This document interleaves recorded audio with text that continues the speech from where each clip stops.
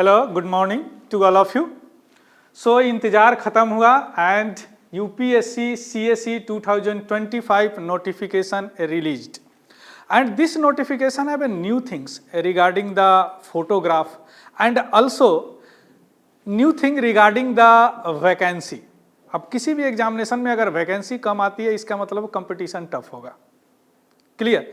तो पिछले 4 साल में कंपेयर करें तो इस बार वैकेंसी बहुत कम आई है regarding the previous year, regarding the 2022, regarding the 2021। So competition will be tough regarding the UPSC examination. अब उसमें से भी वैकेंसी में से भी कुछ रिजर्वेशन आप हटा दीजिए तो ओवरऑल वैकेंसी बहुत कम आई है इस बार। क्लियर? अब इसका कारण है that is the lateral entry वगैरह चल रहे हैं जिसके कारण भी वैकेंसी थोड़ी सी कम आएगी यूपीएससी में, सिविल सर्विस एग्जामिनेशन में। क्लियर? इसके अलावे कुछ फॉर्जरी वगैरह भी हुए हैं यूपीएससी में जो आप लोगों को पता होगा, जिसके कारण कुछ रूल स्ट्रिक्ट भी बनाए गए हैं regarding the filling the form. तो उसी के बारे में right now going to discuss that what is the new rule and regulation why you fill the UPSC examination, UPSC form. जब आप फॉर्म फिलअप करें तो ये चीज़ों का ध्यान रखें। ये सारे डिटेल्स आपको यूपीएससी के जो ऑफिशियल वेबसाइट है उस पर आपको मिल जाएगा। चलिए शुरू करते हैं। Notification that union public service commission that released that the civil service examination CSE 2025 that vacancy is only 979 यानी 979 vacancy means lowest in the 4 year. यह चीज आपको बहुत कंपटीशन को हार्ड बनाता है। That is the coming examination would be very hard compare to the previous year also. क्यों? चूंकि वैसे भी अगर 1000 लेते हैं और 10 लाख फॉर्म अगर गिरता है 10 लाख, तो अगर परसेंटेज निकाले तो 0.01% है 1 लाख पे, ये सक्सेस रेशियो है। But here is the only 979 यानी 979 वैकेंसी इस बार आई है। अब इस वैकेंसी में भी क्या है, सो थोड़ा सा देखिए, ओवरव्यू हम कर देते हैं यहाँ पे। यह एक ओवरव्यू है, यह एक्चुअली 20 पेज में लिखा हुआ है, इसका ओवरव्यू मैं आपको दे रहा हूँ एक पीपीटी में। टोटल वैकेंसी क्या है? 979 है, means the lowest in the 4 year. इसमें से भी out of 979 38 vacancy reserve for the person with the benchmark disability. Clear? And out of 38 12 reserve for the blindness and low vision, जो अंधापन है या उनको कुछ कम दिखाई देता है, या deaf and the hard to hearing, या तो पूरी तरह बहरा है या उनका कुछ परसेंटेज है बहरेपन का, या लोकोमोटर डिसेबिलिटी जिसमें इंक्लूडिंग है सेरेब्रल पाल्सी, लेप्रोसी क्योर्ड यहाँ है यानी कुष्ठ रोग हुआ है लेकिन ठीक हो गया है नहीं अभी। इसके अलावा ड्वार्फिज्म जो बौनापन होते हैं 2 फीट 3 फीट के होते हैं ना, एसिड अटैक विक्टिम, जिस विक्टिम को जिसको एसिड से अटैक किया गया उनके लिए, and the muscular dystrophy that is the 10 seat reserved out of what 38, and the multiple disability को 9 सीट दिया गया है। क्लियर? तो out of 38 this is the distributed and this 38 out of 979 also include the reservation that is the OBC, that is the SC ST, है ना।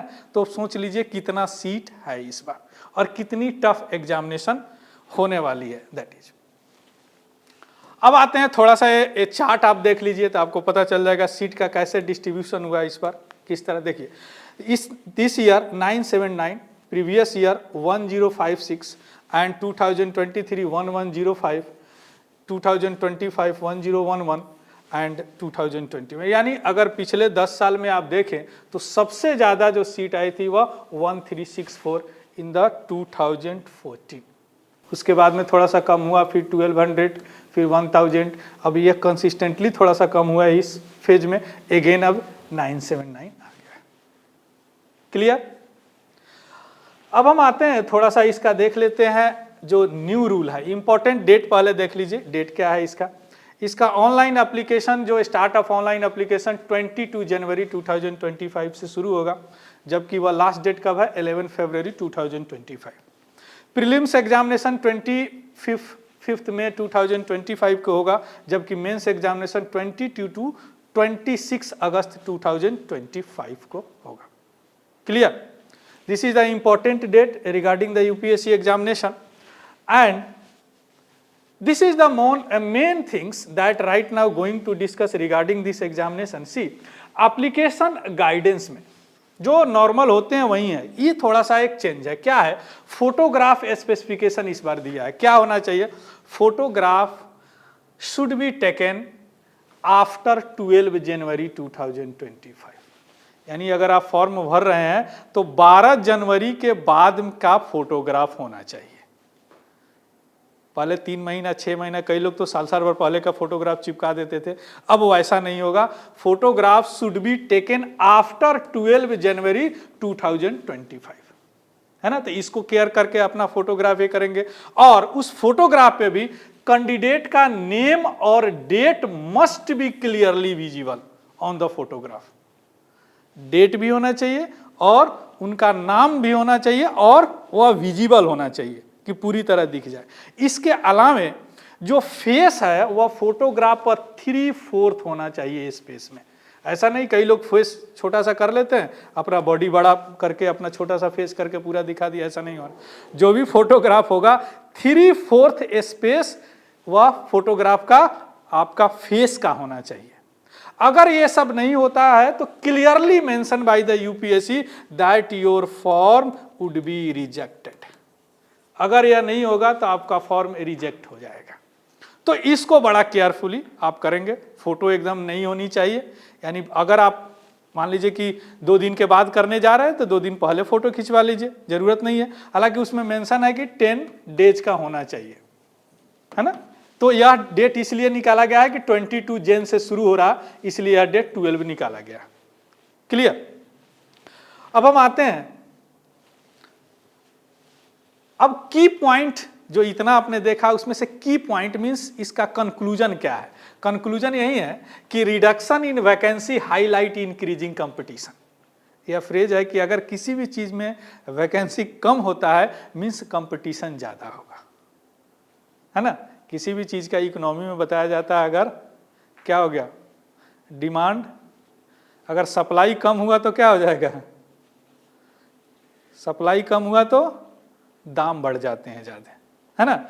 उसी तरह अगर यहाँ पे वैकेंसी कम हुआ तो क्या हो जाएंगे? कंपटीशन ऑटोमेटिक बढ़ेंगे। और दूसरी बात, रिसेशन वगैरह के चलते भी लोग जब रिसेशन आता है ना तो लोग भागते हैं इस सेक्टर में, सिविल सर्विस के सेक्टर में। इसलिए आप देखेंगे अच्छे अच्छे लुक्रेटिव जॉब छोड़ के लोग इस सेक्टर में आते हैं। आईआईटी वगैरह से पढ़े हुए, आईआईएम से पढ़े हुए लोग इस जॉब में आ रहे हैं, है ना। तो इस जॉब में तो ऑलरेडी डिमांड ज़्यादा है। उसके बाद में लैटरल एंट्री भी शुरू हो गया, जिसके कारण सीट का संख्या कम हो गया, और सीट की संख्या कम होने के कारण क्या हो गया? इसका कंपटीशन बहुत हाई हो गया। Already one of the toughest examination है ये अभी भी, अब कंपटीशन और ज्यादा बढ़ गया है। Why? Because the reduction in the vacancy is directly proportional to increasing the competition. Clear? So candidate should ensure they follow. So candidate should ensure they follow the strict photograph guideline to avoid disqualification. ये आप जरूर कीजिएगा, नहीं तो तुरंत आपका एक बार अगर रिजेक्ट हो गया तो फिर दोबारा आप नहीं भर सकते हैं।